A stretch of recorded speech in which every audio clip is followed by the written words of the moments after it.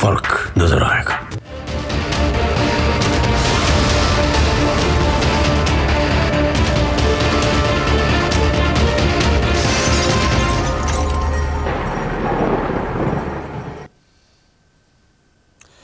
नमस्कार, DD news पर आप दो टूक देख रहे हैं। मैं हूं अशोक श्रीवास्तव।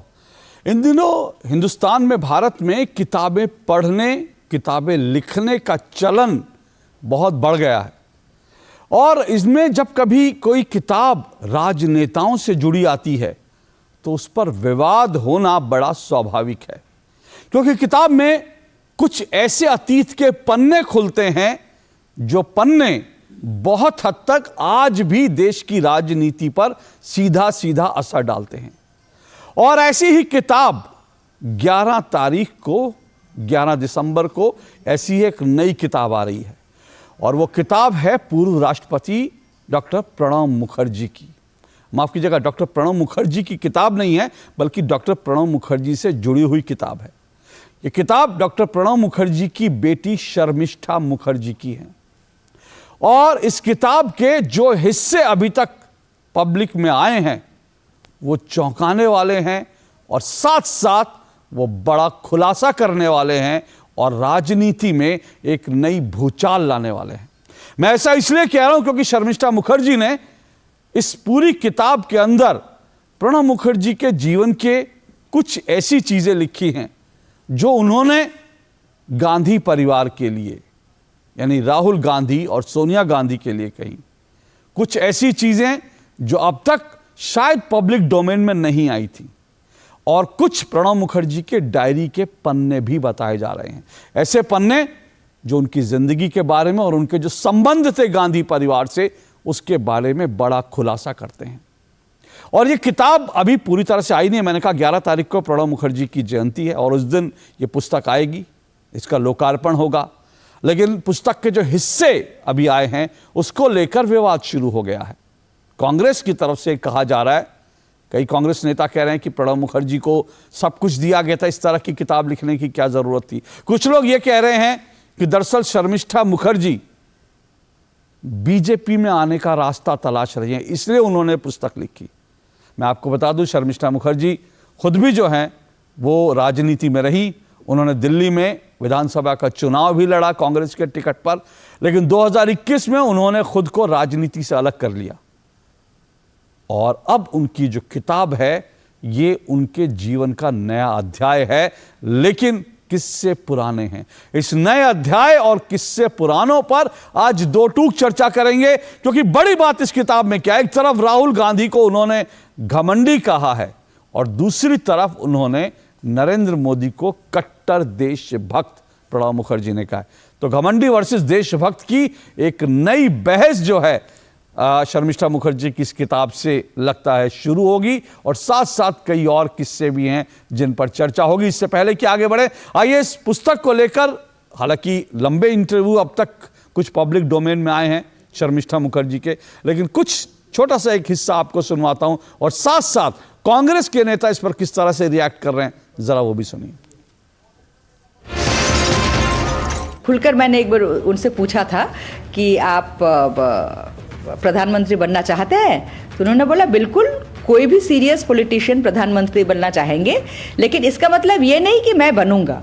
सोनिया गांधी जी को लगा होगा कि एक दिन वो हो सकता है कि सोनिया गांधी जी का अथॉरिटी चैलेंज करे। तो मैंने ये बात पूछा कि आप क्या चैलेंज करते, तो उन्होंने कहा कि चैलेंज करता या नहीं करता, that is not the question. But Sonia Gandhi ji को ऐसे लगा, उन्होंने बड़ा बोला, देखिए politics cut throat world of politics, यहाँ सब कोई चाहता है कि सबसे पहले अपना इंटरेस्ट और अपना परिवार के इंटरेस्ट सेफ गार्ड करे। तो सोनिया जी अपना इंटरेस्ट और अपना परिवार के इंटरेस्ट सेफ गार्ड कर रहे थे। मुझे लगता है कि शायद कोई दूसरे जगह जाने के लिए ये कोई भूमिका रची जा रहे हैं, क्योंकि जिनकी बात आप कह रहे हैं कभी कांग्रेस में भी आए थे, चुनाव लड़ने का भी शौक जताई थी, कांग्रेस पार्टी में कांग्रेस पार्टी के लिए प्रचार भी किए थे, कांग्रेस पार्टी की उम्मीदवार भी बनी थी। तो हमें तो कोई पता नहीं चली तब तक। शर्मिष्ठा जी ने क्यों कहा, ये तो बीजेपी का हमेशा का छुपा एजेंडा होता है, दूसरे की जुबान से किसी तीसरे को बदनाम करो। इन लोगों को राहुल जी का डर हमेशा सताते रहता है। अब सताते रहता है तो खुद बदनाम करने की कोशिश की और खुद वो हो नहीं पाया।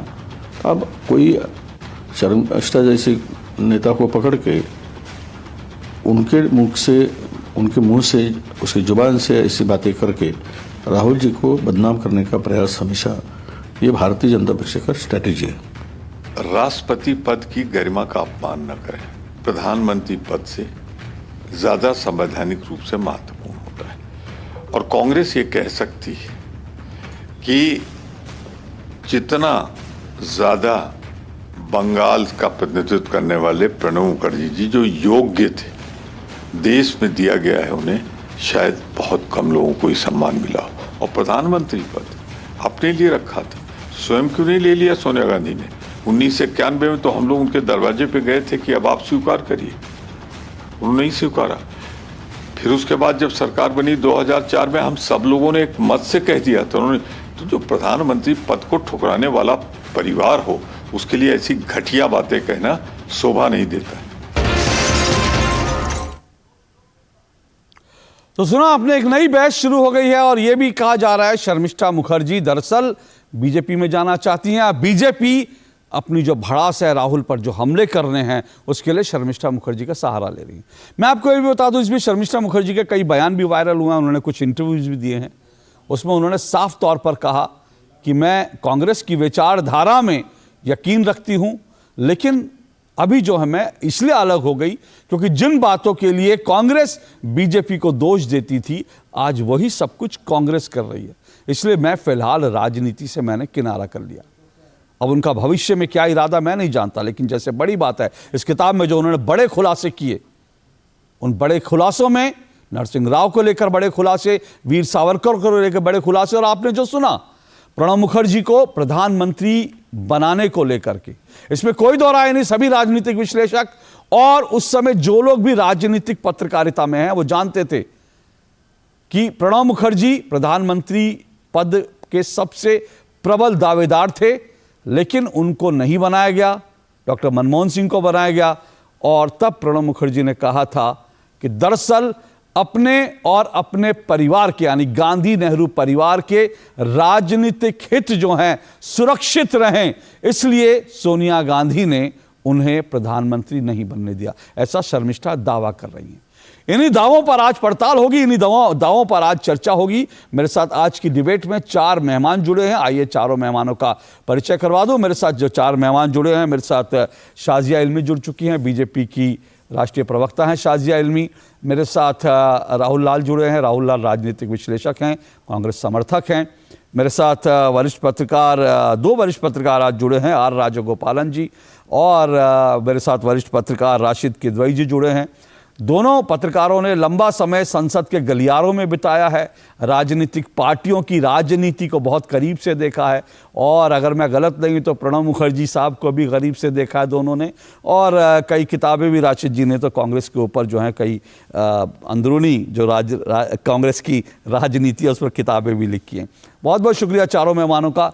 पर इससे पहले कि मैं इस किताब के पहलू पक्ष पर आऊँ, मेरा पहला सवाल शाजिया जी आपसे है।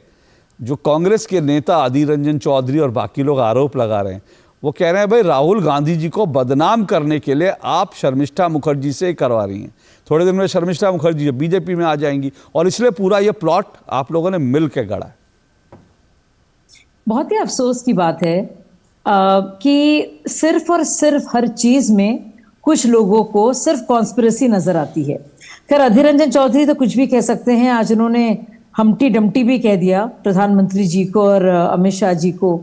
ये शायद जानते भी नहीं थे कि हमटी डमटी एक इंसान था और 2 लोग नहीं थे, लेकिन खैर वो अलग बात है। लेकिन मैं इससे पहले कि इस बात को इसकी गहराई में जाऊं, आप सोचिए शर्मिष्ठा जी कांग्रेस की प्रवक्ता रही है, मेरी बहुत अच्छी मित्र हैं, और उन्होंने अपने पिताजी के साथ जो उनके बातचीत मुज़ाकरात अनुभव रहे हैं उसको शेयर किया है। अगर उन सब बातों में अगर किसी तरह के तथ्यों को लेकर अगर कुछ गड़बड़ी होती या उसमें दुश्वारी होती या उसमें सच्चाई नहीं होती, आप उसके बारे में तो कह सकते थे। लेकिन अगर क्योंकि उस उन तथ्यों को लेकर और जिस फैक्ट्स का वो जिक्र कर रही हैं, तो अगर उसमें कोई तकलीफ नहीं है और दिक्कत नहीं है, तो फिर सिर्फ ये कहना कि वो दुर्भावना के साथ और उनको पछाड़ने के लिए लिखा गया है, तो ये तो राहुल गांधी जी की गलतफहमी है। तो ये मोहब्बत की दुकान, ये मुगालतों का एक महल बनता जा रहा है, मुझे लगता है।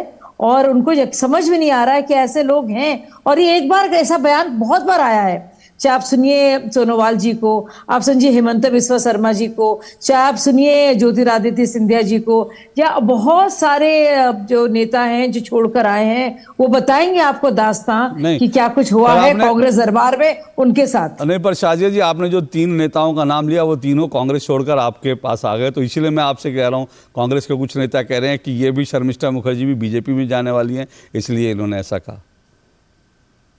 देखिए, शर्मिष्ठा जी ने जिन जिन बाकियों का जिक्र किया है बाकायदा उन साल के साथ और उस संदर्भ में, और जिस तरह से बातें हुई हैं, क्योंकि मैंने कहीं गहराई से पढ़ा है उन कम से कम उन अंश को जिसका जिक्र हो रहा है, उन एक्सर्प्ट्स को, तो उससे साफ जाहिर है कि उनकी बातों में कुछ सच्चाई है। क्योंकि वो सारे फैक्ट्स, वो कॉन्टेक्स्ट, वो संदर्भ अपनी जगह में सही है।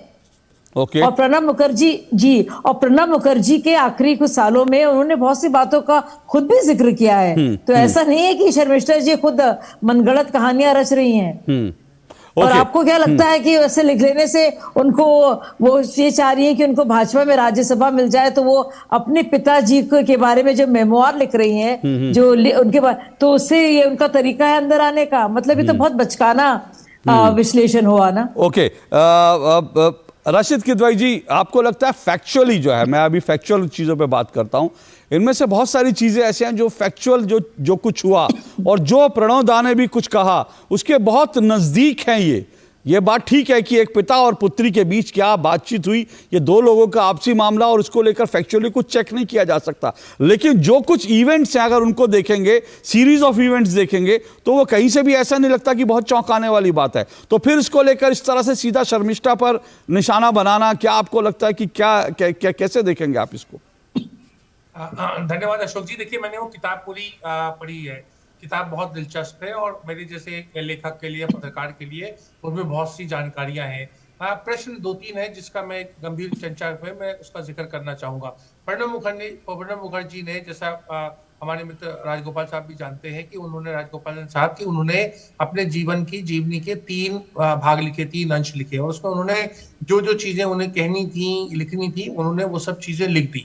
इसके साथ साथ वो एक डायरी लिखते थे। हम भी जब उनसे मिलने जाते थे, उनकी मेज पे रखी रहती, तो कहते थे कि मेरा डायरी में लिखने का एक आदत है, और वो आदत 1960 के दशक से उनकी चल रही थी। डायरी में उनकी बातें हैं, डायरी में उस दिन की भावनाएं दी हैं कि वो अमुक व्यक्ति से मिले या वो घटना हुई, और उसमें उनका क्या सेंटिमेंट था। और उसमें बहुत सी डायरी में बहुत सी, जैसे जिस आप संदर्भ में बात कर रहे हैं, उन सब चीजों का अब मसला ये आता है, प्रश्न ये उठता है, और इसलिए मैं कह रहा हूँ गंभीर बात ये है कि क्या प्रणब मुखर्जी ये डायरी को, जो उन्होंने लिखी थी, एक व्यक्तिगत निजी डायरी थी, वो उसको सार्वजनिक करना चाहते थे? क्या उन्होंने अपनी ऐसी कोई वसीयत की? देखिए, पुत्री का एक बहुत हक होता है, मुझे पता है, लेकिन जो व्यक्ति जो देश का राष्ट्रपति रहा हो, जो भारत रत्न रहा हो, जिसने राजनीति में एक लंबी पारी खेली हो, ये तमाम चीजें हैं जो एक चर्चा की विषय के परिधि में आती है।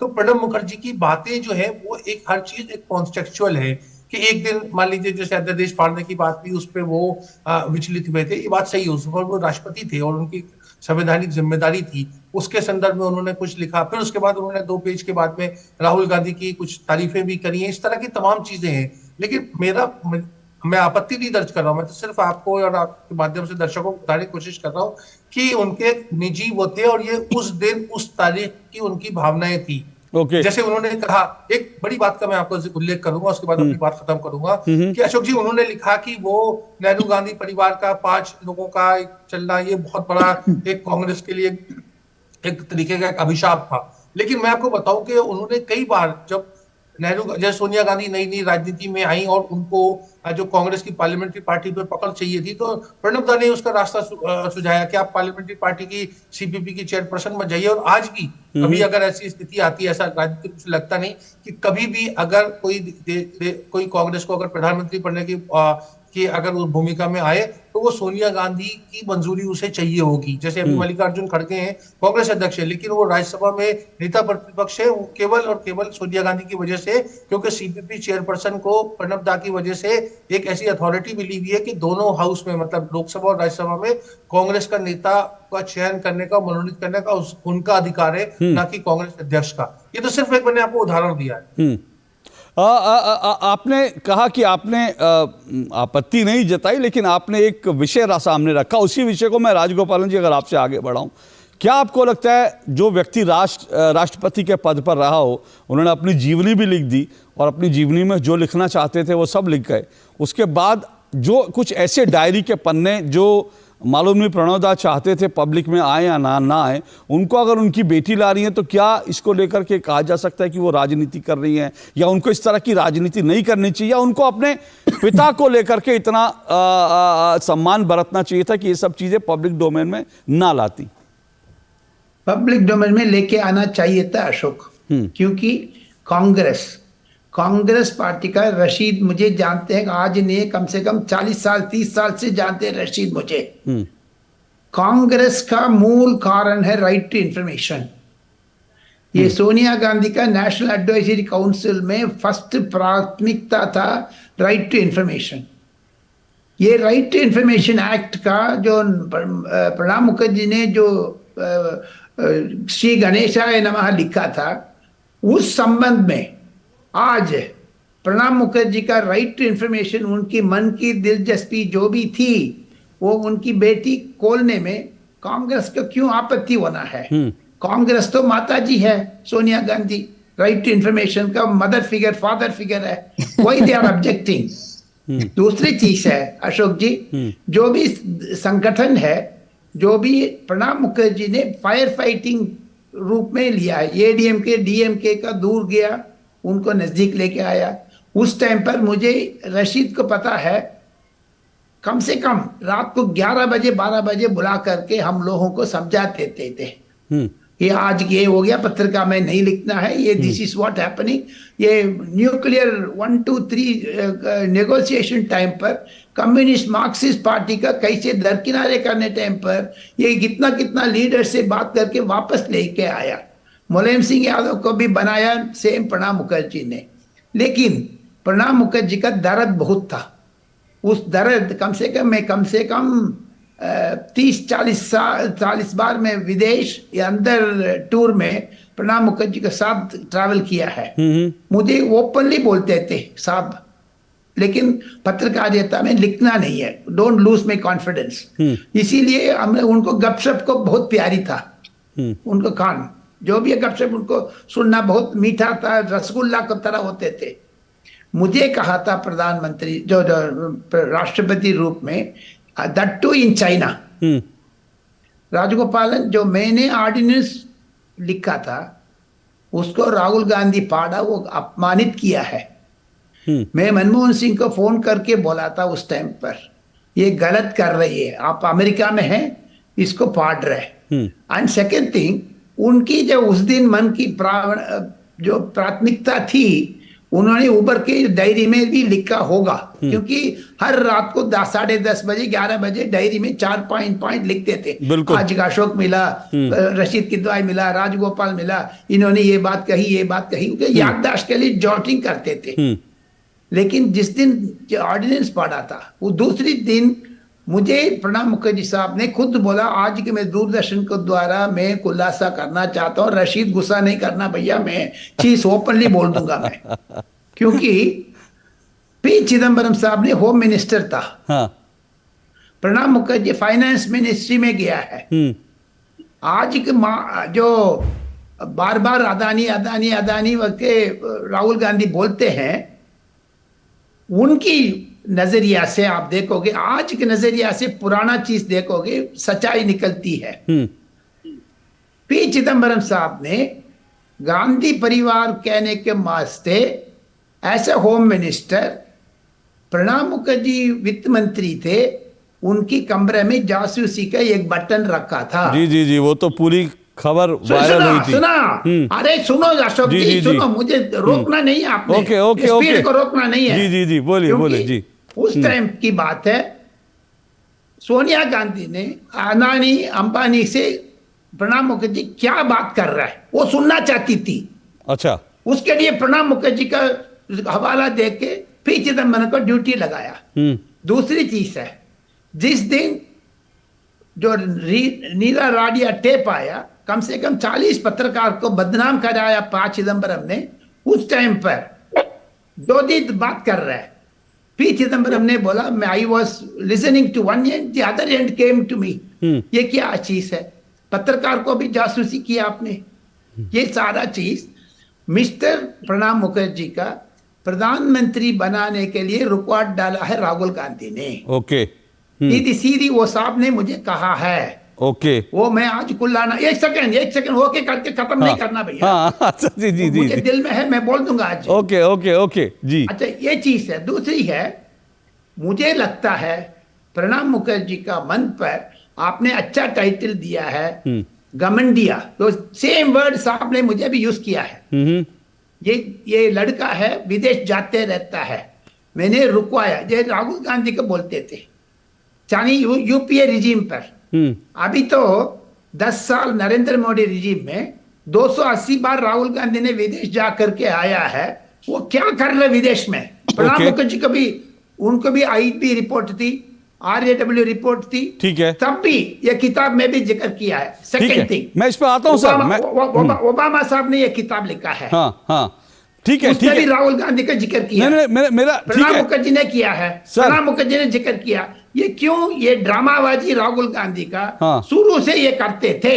ओके ओके, स्पष्ट हो रहा है सर। वो ठीक है, जो आप जो तार से तार जोड़ रहे हैं वो समझ में आता है, और इसीलिए मैं कह रहा हूं कि राशिद जी ने भी कहा ऐसा नहीं कि इसमें कोई ऐसी चीज़ें हैं कि जो बड़ा हटकर हैं, जो ऐसी चीज़ें हैं जो बड़ी नहीं हैं। ये सब जो है सीरीज ऑफ जो घटनाएं हुई उनके आधार पर इसमें से कुछ भी नहीं लगता कि फैक्चुअली वो गलत होगा। हाँ, उसके मायने जो हैं अलग अलग ज़रूर हैं, और उसके कई मायने बहुत गहरी तक जाते हैं। इसीलिए राहुल लाल जी जब आप बोल रहे थे तो थोड़ा बार बार जो है असहज हो रहे थे।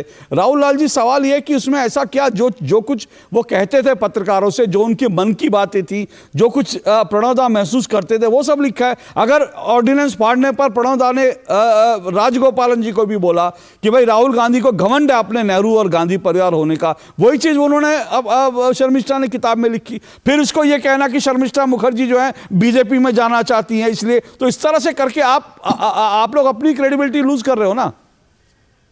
अशोक जी, हमें तो लग रहा है कि शर्मिष्ठा मुखर्जी देश के पूर्व राष्ट्रपति प्रणब दा के इमेज को खराब कर रही हैं। अच्छा, तो फिर वो अपने इमेज को खराब कर रही हैं। एक चीज ये बता दीजिए, शर्मिष्ठा मुखर्जी भारतीय राजनीति में कांग्रेस में कब ज्वाइन करती हैं? वो कांग्रेस में ज्वाइन करती हैं 2014 में। राहुल गांधी अध्यादेश कब फाड़ चुके होते हैं? वो पूरा प्रकरण कब हो चुका होता है? 2013 में हो चुका होता है।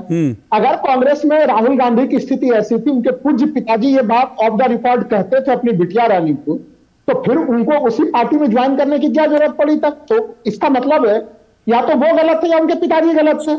कई तरह के मामले देखिए। अब जो है कि प्रणब दा नहीं है इस दुनिया में, अब जब वो नहीं है तो उनके नाम पे कुछ भी, उन्होंने अधिकृत किताब लिखी है ऑटोबायोग्राफी। और अगर यहाँ पे किन्हीं को उनके डायरियों को पढ़ने का बहुत शौक है, मैं तो अगर RTI को लेकर इतने झंडे बरदार वाली बात हो रही है तो मैं तो कह रहा हूँ 1960 के दशक से उनके डायरी के पन्ने को सार्वजनिक कर दिया गया। अगर ये उनके डायरी के पन्नों को सार्वजनिक करने से भारत अगर विश्व गुरु बनता है कोई दिक्कत नहीं है। मुझे लग रहा है सार्वजनिक होने से दिक्कत क्या है? सार्वजनिक होने से दिक्कत, अगर एक बेटी, सुनिए ना, एक बेटी अगर अपने पिता के साथ अपनी यादों को संजो रही हैं और उसमें वो सब चीजें लिख रही हैं, और फिर कह रहा हूं मैं, उसमें सवाल ये नहीं है कि उन्होंने ज्वाइन किया, कब ज्वाइन किया, कब नहीं किया। भाई उनके सामने, भाई हो सकता, सुनिए तो सही ना, नहीं सुनिए तो सही मेरी बात, सुनिए तो सही ना।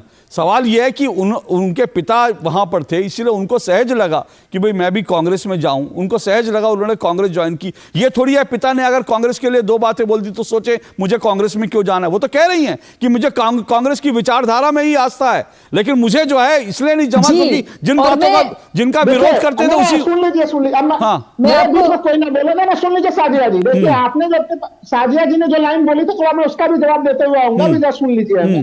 देखिए 2-3 चीजें। सबसे पहले तो प्रणब दा को एक तरह से उनके जीवन में तमाम तरह की चीजें, आप बताइए, जासूसी घटनाक्रम का वर्णन उठाया जा रहा है, उस समय उस जमाने में भी उठा था। अगर वो वास्तविक घटनाक्रम होता तो मैं आपको दावे के साथ कहता हूं प्रणब दा जिस तरह से स्वाभिमानी व्यक्ति थे, वो उसी समय इस्तीफा देकर निकल जाते। वो वैसे पद लोगों में से मुझे नहीं लगता। चिट्ठी लिखा था उनको, प्रणब मुखर्जी की चिट्ठी लिखा था, राजगोपालन जी चिट्ठी लिखा था, इसे नहीं बोलना। नहीं, सुन तो लीजिए। प्रणब मुखर्जी ने मेरा एक मिनट मेरा सुनिए सर, सुनिए एक मिनट, नहीं राहुल लाल जी एक मिनट मेरी एक आप छोटी, उन्होंने जो राजगोपालन जी ने दावा किया, उन्होंने कहा और ये घटना हुई, प्रणब मुखर्जी ने चिट्ठी लिखी, आप इसको झुटलाइए मत। आप अपने तर्क दे सकते हैं कि भाई ये घटना के पीछे क्या हुआ होगा, उन्होंने क्या सोचा होगा, लेकिन आप घटनाओं को बिल्कुल सिरे से नकार रहे हैं। आप कह रहे हैं ऐसी चीज हुई नहीं होगी। अगर हुई नहीं होती तो प्रणब मुखर्जी चिट्ठी क्यों लिखते? अशोक जी, अगर वो घटना उस घटनाक्रम के पीछे क्या गांधी परिवार जिम्मेदार था? उन्होंने ये चीज कहा कि सोनिया गांधी खुद जासूसी कर रहा है। अरे बाबा एक मिनट सुनिए, एक मिनट सुनिए, ये घटना होता सुनिए मेरी बात सुनिए राहुल लाल जी, मेरी बात सुनिए। आप जिस संस्थान में होते हैं, अगर आप उससे असहज होते हैं, उससे आपको कई चीज़ें बुरी लगती हैं, आप उसको कलेक्ट करते रहते हैं, इसका मतलब नहीं है कि आप उसके बाद तुरंत जो वहाँ से बगावत कर देते हैं।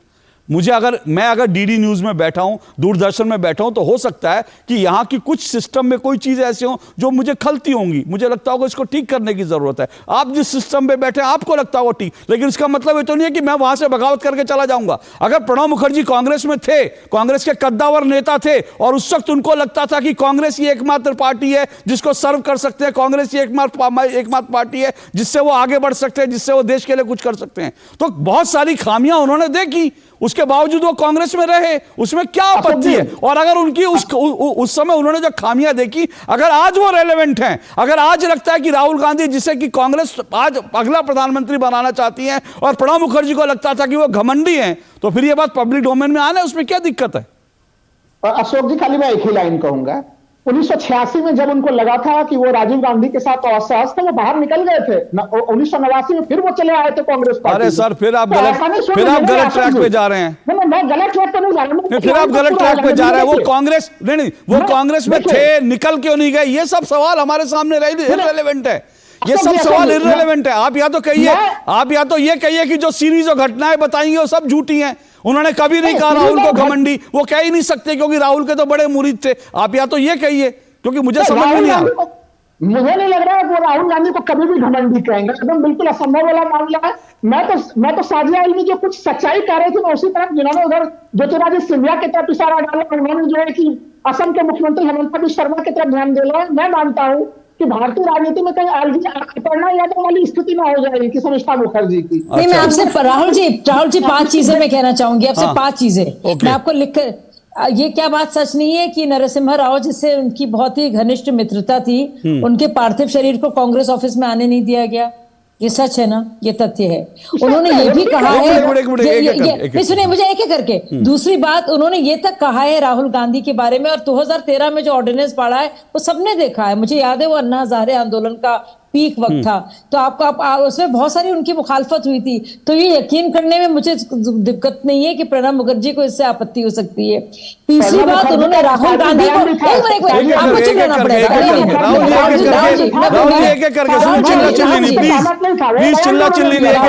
तीसरी चीज, उन्होंने प्रणब मुखर्जी के हवाले से कहा है कि राहुल वॉज वेरी कर्टियस। ये बात भी कही उन्होंने, बुराई नहीं की है। घमंड होने की बात अलग है, अहंकार होने की बात उस संदर्भ में है, लेकिन कर्टियस भी कहे। And he is yet to mature, मतलब उनकी परिपक्वता में वक्त लगेगा। तो इसमें क्या है? बराक ओबामा ने भी कुछ ऐसी ही बात लिखी है अपने ये मेमोआज में। बराक ओबामा नहीं, और सुनिए, और अगर ये बात है, और शर्मिष्ठा जी के बारे में मैं बता दूं, उनकी वाकई में विचारधारा जो है भाजपा के विपरीत है। उनको थोड़ा बहुत मैं जानती हूँ काफी अच्छे से, एक बहन की तरह से मेरे हैं वो। जब मैं आम आदमी पार्टी में थी, वो कांग्रेस पार्टी में थी, और वो किसी भी तरह से बहुत ही ज्यादा मुखालिफ रही हैं। जब प्रणब दा जब राष्ट्रपति भी बने और जब गए वो आरएसएस भवन में, और मोहन भागवत से उनकी बहुत ही ज्यादा जिस मीटिंग की बात हुई, तो मुझे लगता है बहुत से लोगों ने जब कहा तो शर्मिष्ठा जी ने भी इस पर अपना राय का इजहार किया था कि वो बात उनको अच्छी नहीं लगी। तो हर चीज को एक दुर्भावना के साथ कि सब अटैक कर रहे हैं और इतने सेंसिटिव हो जाना। रुकिए राहुल लाल, रुकिए, मुझे एक ब्रेक लेना, मैं ब्रेक के बाद आऊंगा। मैं ब्रेक के बाद इस डिबेट को आगे बढ़ाऊंगा, क्योंकि फैक्चुअली जो है, जो इस किताब में चीजें हैं उसमें आज गलत नहीं लगता, लेकिन सवाल है कि वो जो चीजें कही थी आज उसके क्या मायने हैं, उसके संदर्भ क्या है, आज उस पर कोई हम डिबेट कर रहे हैं तो उसको वो क्या आज की राजनीति के लिए कुछ प्रासंगिक है, इन सब पे बात करेंगे, लेकिन इस ब्रेक के बाद। साल, बरस और सदी नहीं, एक युग गुजर जाएगा, उम्र न पूछो वंडर की, जब फर्क नजर आएगा।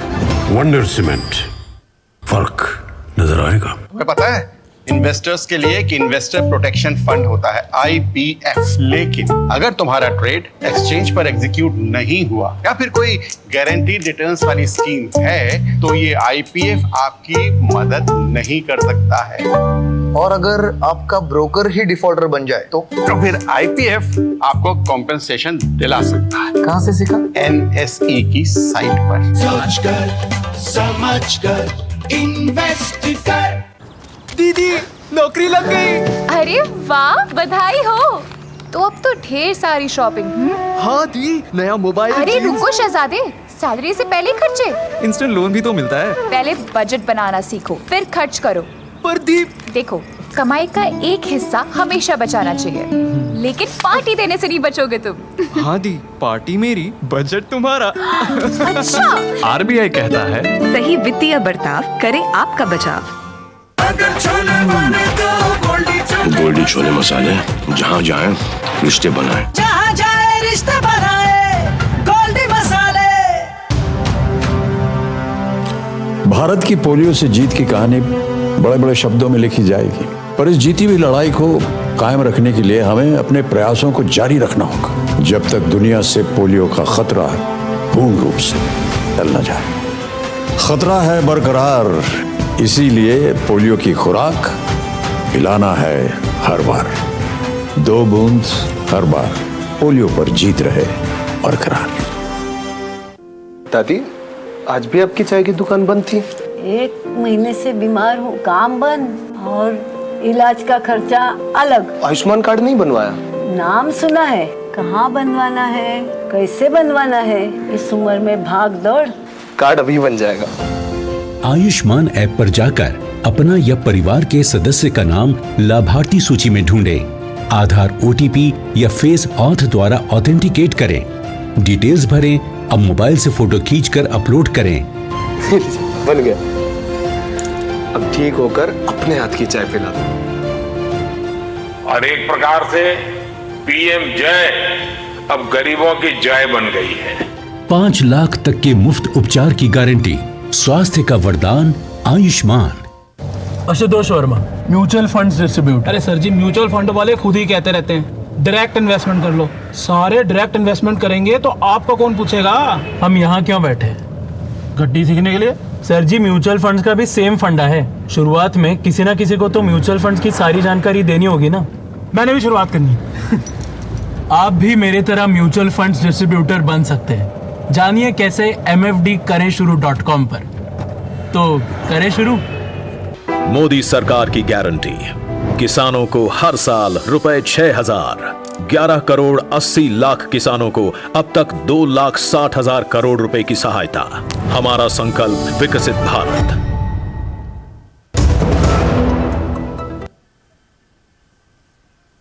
दो टूक आप देख रहे हैं और दो टूक में हम चर्चा कर रहे हैं शर्मिष्ठा मुखर्जी, पूर्व राष्ट्रपति प्रणब मुखर्जी की बेटी। उनकी जो किताब आई है, जो उन्होंने प्रणब मुखर्जी के साथ अपने संवाद और साथ साथ उनकी डायरी के कुछ हिस्से जो है समेट कर लिखी है, जिससे कई नए विवाद खड़े हो गए हैं। कांग्रेस कह रही है कि दरअसल शर्मिष्ठा मुखर्जी बीजेपी में जाना चाहती हैं, इसलिए उन्होंने, या फिर बीजेपी ने कहीं ना कहीं ये किताब लिखवाई है, जबकि शर्मिष्ठा मुखर्जी कह रही हैं कि उन्होंने सिर्फ अपने पिता के साथ जो उनके संवाद थे उसको उन्होंने उतारा है। इन्हीं सब पर चर्चा कर रहे हैं। 4 मेहमान मेरे साथ जुड़े हुए हैं। आर राजा गोपालन जी वरिष्ठ पत्रकार हैं, राशिद किदवाई वरिष्ठ पत्रकार हैं, मेरे साथ शाजिया इल्मी बीजेपी की प्रवक्ता हैं, राहुल लाल हैं कांग्रेस समर्थक राजनीतिक विश्लेषक हैं।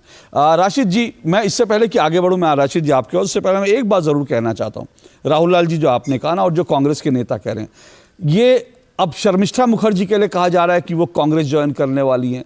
ठीक इसी तरह का जब गुलाम नबी आज़ाद ने कहा था, गांधी परिवार को लेकर कहा था, राहुल गांधी सोनिया गांधी को लेकर कहा था, तब ये कहा गया कि वो बीजेपी में जा रहे हैं, उनको राज्यसभा सांसदी नहीं मिली, वो बीजेपी अब उनको राज्यसभा में भेज देगी। तो इस तरह के आरोप लगाना जो है ना, जब कोई सच्चाई सामने रखता है तो बजाय उसके स्वीकार, एक मिनट मेरी बात पूरी नहीं हुई। तो इस तरह के आरोप लगाना किसी व्यक्ति पर, कम से कम जब तक कोई आधार ना हो, मैं फिर कह रहा हूं गुलाम नबी आजाद राज्यसभा में नहीं है, जबकि कांग्रेस के उस समय के तमाम नेताओं ने उन पर आरोप लगाया कि वो बीजेपी की मदद से राज्यसभा में जाना चाहते हैं, इसलिए उन्होंने लगाए। तो अब जरा शर्मिष्ठा मुखर्जी को सुन लीजिए, उनकी किताब पढ़ लीजिए, बजाय इसके कि आप आरोप लगाने लगे। पर राशिद किदवई, मैं जानना चाह रहा हूं कि क्या आज की राजनीति के संदर्भ में इसके मायने हैं? क्योंकि कई लोग ये कह रहे हैं कि राहुल गांधी को लेकर उन्होंने जो कहा कि वो मैच्योर नहीं है, राहुल गांधी को लेकर उन्होंने घमंडी कहा, ये सब चीजें कहीं। तो फिर कई लोग कह रहे हैं कि भाई वो तो पुरानी बात थी, राहुल गांधी तो अब भारत जोड़ो यात्रा हुई, अब मैच्योर हो गए हैं।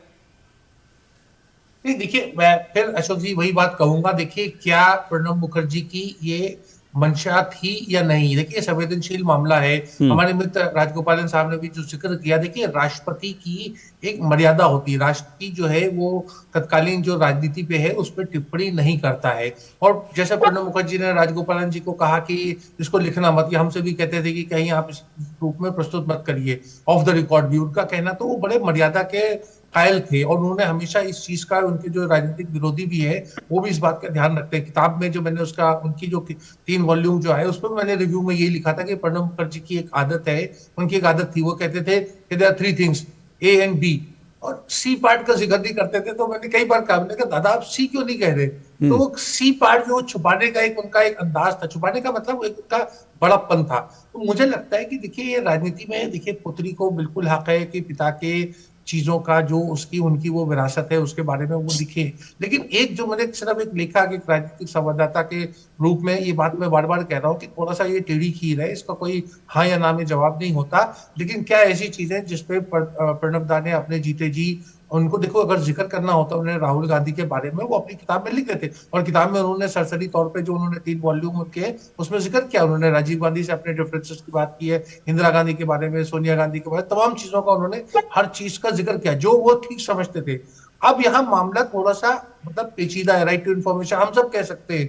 देखिए कसीदे पढ़ना तो बहुत अच्छी बात है, लेकिन मुझे लगता है कि क्या प्रणब मुखर्जी आज अगर वो जिंदा होते या वो अगर वापस आए तो इस चीज को हो सकता है थोड़ा सा अनकंफर्टेबल हो।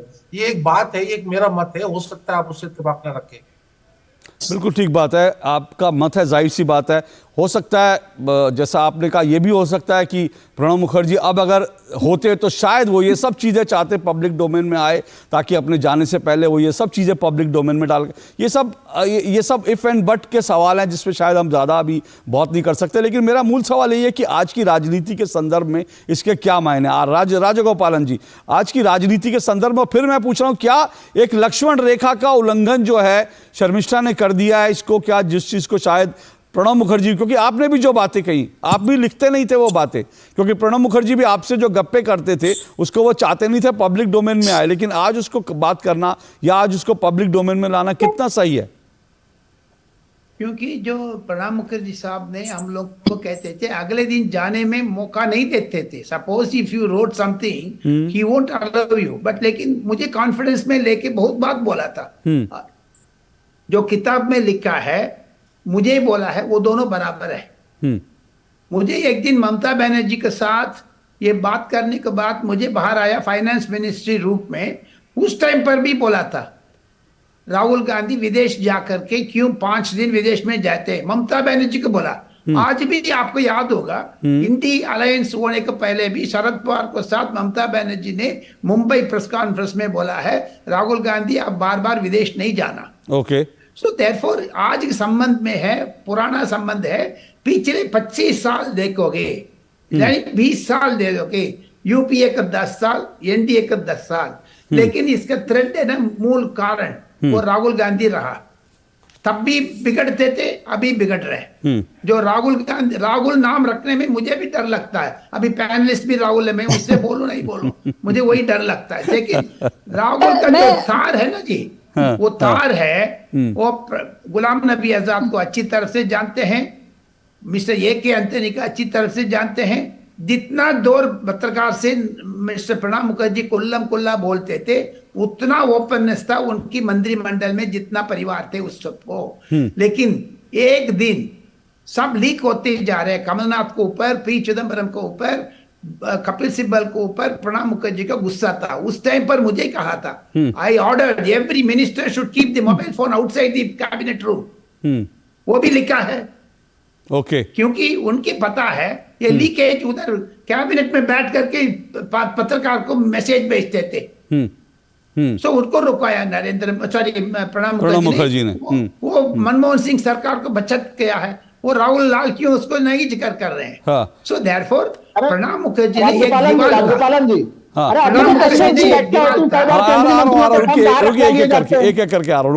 एक प्रणब मुखर्जी ने एक दीवार था, जितना भी चोट सोनिया गांधी राहुल गांधी को ऊपर लगना था वो आपने स्वीकार किया है। ठीक ठीक। तो उनके टाइम पर जो मंत्रिमंडल में थे, जो मैं कुछ भी चीज रशीद से मैं दूर जाना चाहता हूं, वो किताब लिखना चाहिए। आज डिजिटल युवा में आज तो सब कुछ कुल्लम कुल्ला होते हैं, कोई भी छुपा नहीं पाते हैं। शर्मिष्ठा मुखर्जी ने किया है, सच्चाई किया है। Okay. Right to information Congress का नेतृत्व का परिणाम है। ओके। लेकिन मेरा एक सवाल राहुल लाल, मेरा सवाल सुन लीजिए, उसके बाद आप अपनी बात रखिएगा। देखिए, मैं कह रहा हूँ इस पूरी किताब, इस पूरे प्रकरण के एक मायने क्या, सिल्वर लाइनिंग क्या है। मुझे लगता है कांग्रेस को इन सब चीज़ों से सबक लेना चाहिए। अगर आज कांग्रेस के जो बहुत करीबी रहे, अगर वो कांग्रेस के बारे में इस तरह की बातें रखते, चाहे गुलाम नबी आज़ाद हो, चाहे वो ज्योतिरादित्य सिंधिया हो, चाहे वो प्रणब मुखर्जी हो, अगर वो ये सब चीजें करते थे तो वो कांग्रेस के भले के लिए सोचते थे ना। नरसिंह राव परिवार के साथ, नरसिंह राव जी के साथ जो कुछ कांग्रेस ने किया, उसको अल्टीमेटली आज कांग्रेसियों को लगता है कि गलत किया।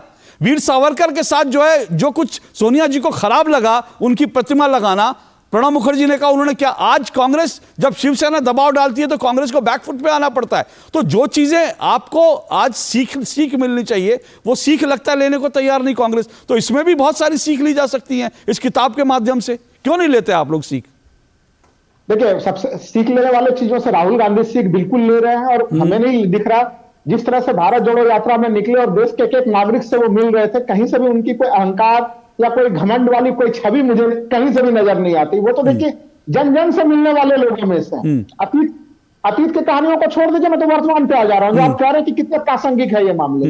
देखिए, सबसे महत्वपूर्ण चीज क्या है कि जो किताब में लिखी गई चीजें, या तो मैं तो कह रहा हूं कि या तो पूरी डायरी को ही सार्वजनिक कर दीजिए। आप कुछ चुनिंदा हिस्से को ले रहे हैं, क्या वो कितनी हद तक वो तथ्यता सही है, तथ्यता गलत है, हम लोगों को नहीं पता। नहीं सर, ये फैसला आप थोड़ी करेंगे। ये फैसला एक बेटी का फैसला है, एक परिवार का फैसला है। वो किसको सार्वजनिक करे नहीं करे, मैं यही तो मैं कह रहा हूं। देखिए, बहुत आपत्ति है।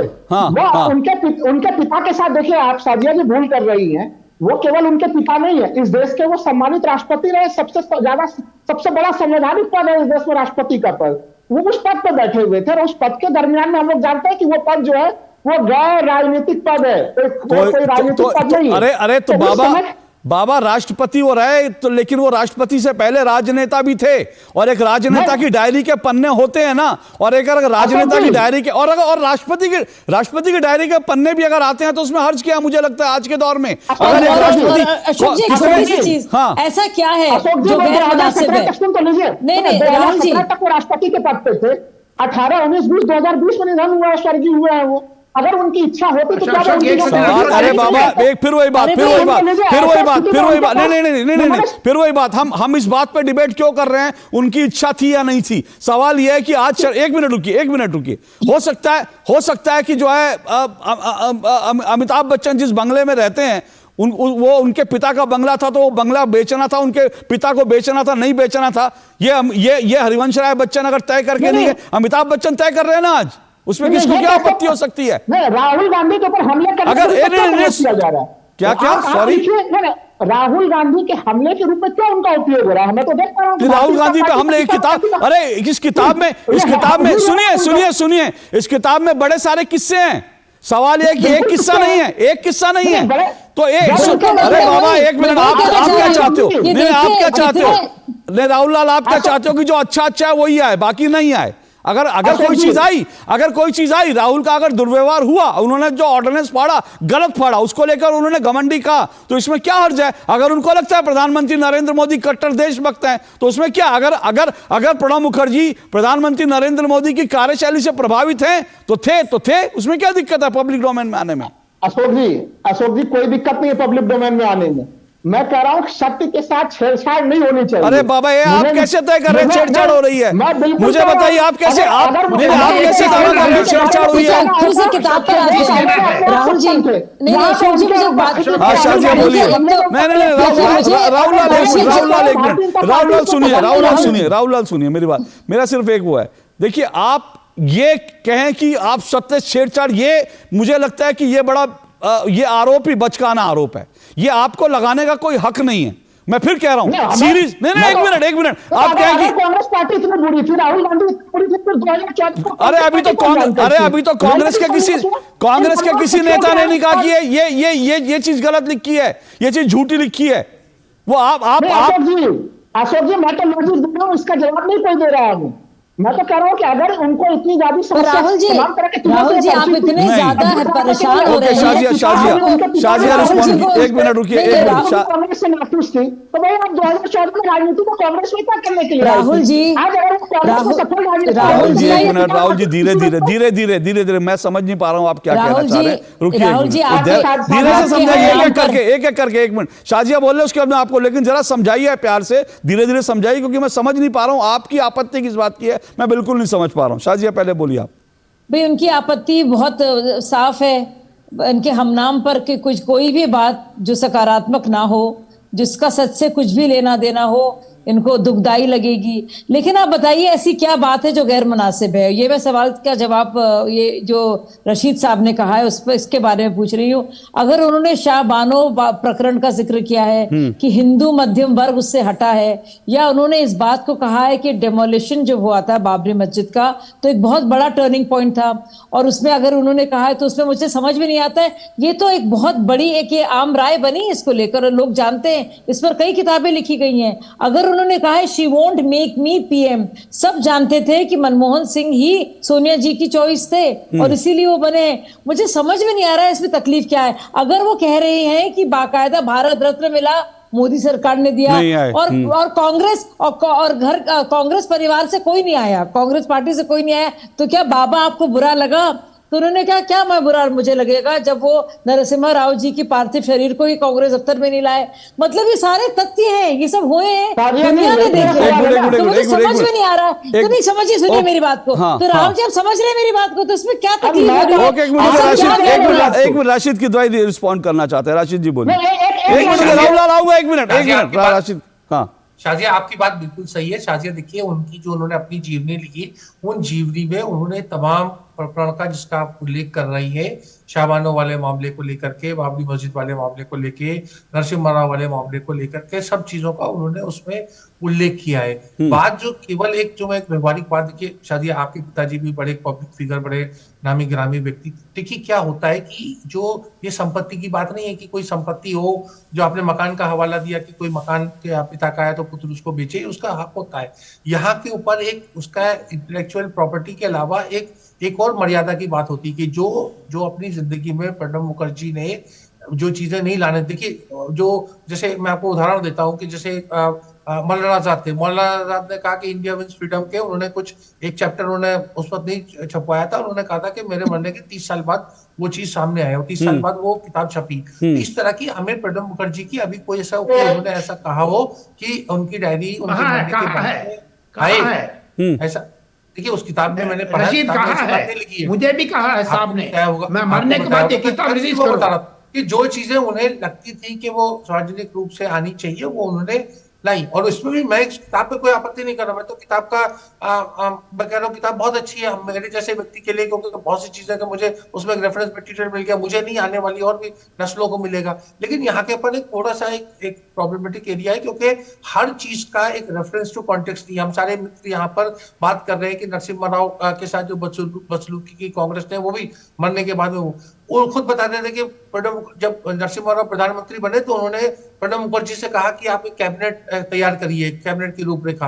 प्रणब मुखर्जी कैबिनेट की रूपरेखा लेके आए, उन्होंने अपनी इंकिसारी में जिसे हम कहते हैं उन्होंने अपना नाम नहीं लिखा और पता चला कि नरसिम्हा राव का मंत्रिमंडल बन गया और प्रणब मुखर्जी बाहर बैठे रहे। तो उसको लेके वो बहुत आहत थे। अब आप विद्वता की दुहाई दे रहे, यहाँ मतलब जो था नरसिम्हा राव ने उनको अपनी कैबिनेट में नहीं शामिल किया। तो ठीक है, वो एक राजनेता के जीवन में, एक राजनेता के जीवन में बड़ी सारी घटनाएं होती हैं, बड़ी सारी घटनाएं होती हैं, अच्छी होती हैं, बुरी होती हैं। और फिर मैं कह रहा हूं कि ये सिर्फ उन्होंने ऐसा नहीं है शर्म, ये भी बात समझिए, क्योंकि कहीं ऐसा लग रहा है कि शर्मिष्ठा ने पूरे पिता की डायरी को उठा के छाप दिया। ऐसा नहीं है, उन्होंने अपने पिता के साथ संवाद को भी छापा है, वो संवाद को भी लिया है और डायरी के कुछ पन्ने हैं, लेकिन संवाद को भी, अगर मैं गलत नहीं हूं तो संवाद, अगर एक पिता और पुत्री के बीच संवाद हुआ, उस संवाद को अगर एक बेटी लाना चाहती है तो मुझे नहीं लगता कि उसमें किसी को भी आपत्ति होनी चाहिए। बिल्कुल अशोक जी देखिए, उनका बिल्कुल हक बनता है शर्मिष्ठा का कि अपने संवाद पिता के,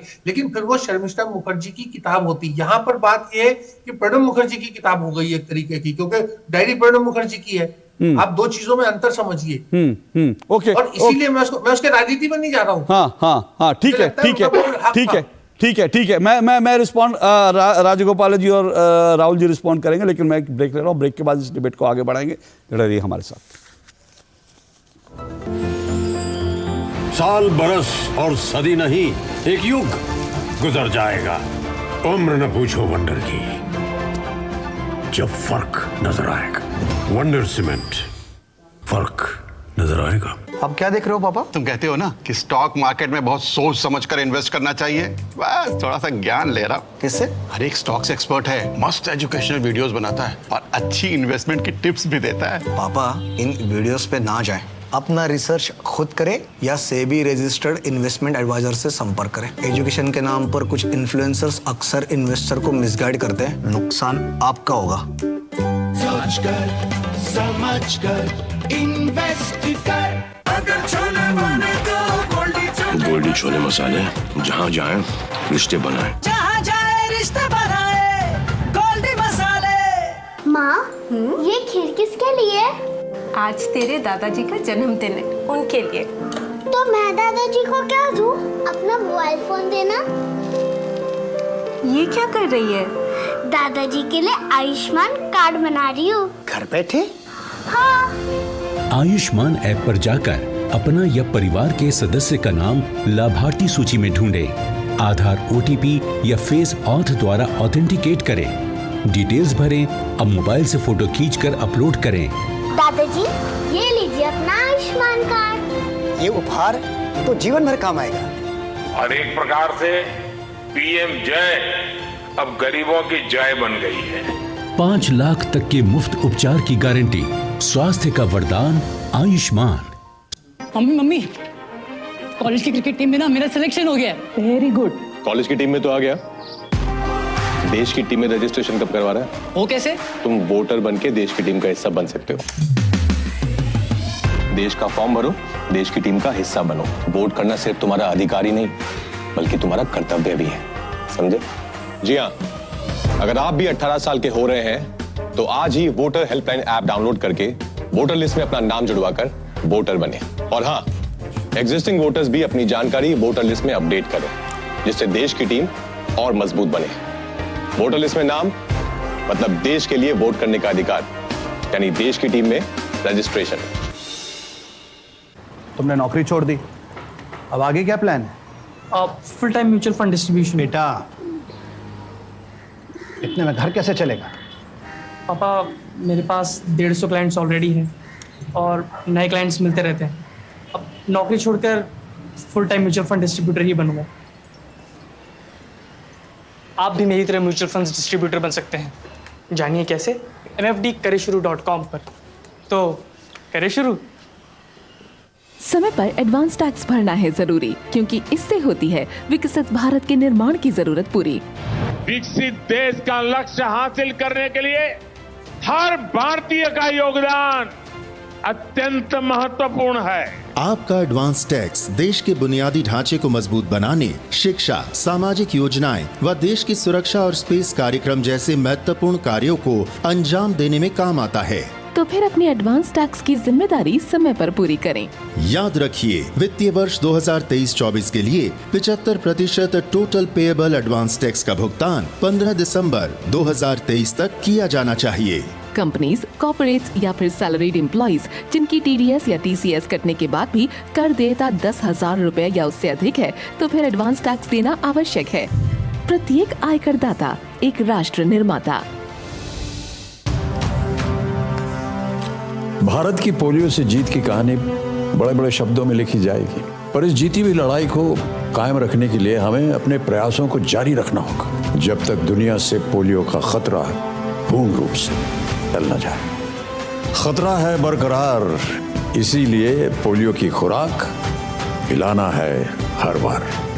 2 बूंद हर बार, पोलियो पर जीत रहे बरकरार।